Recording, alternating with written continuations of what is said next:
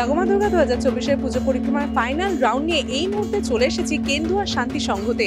আর এবছর গোটা কলকাতা জুড়ে যেই পোস্টারটা সকলের চোখ একেবারে সরানোর কোনো জায়গায় নেই, সেই পুজো মণ্ডপে কিন্তু এটা সরাসরি চলে যাবো রূপমার কাছে। কিরকম লাগছে বলো? অনুনাদ। অ্যাকচুয়ালি তুমি যেটা বললে একদম ঠিক কথা। এই পোস্টারটা কিন্তু আমিও দেখেছি, তুমিও দেখেছো, আমরা সবাই দেখেছি।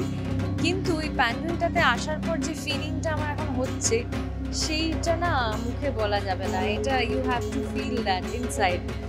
একটা ভীষণ শান্তি, একটা প্রচণ্ড পবিত্র, মানে সব প্যান্ডেলই সেটা, কিন্তু এটাতে বিশেষত্ব হচ্ছে এই সাউন্ডটা, এই ভাইব্রেশনটা। আমি যখন প্রথম ঢুকছিলাম, যখন ফার্স্ট আমি দাঁড়ালাম, তখন একটা কীরকম মনে হলো আমি কোথাও ঢুকে গেলাম।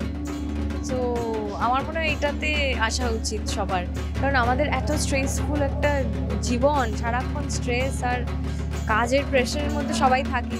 একটা শান্তি, কিছুক্ষণের জন্য অন্তত শান্তি পাওয়ার জন্য এখানে অবশ্যই আসা উচিত।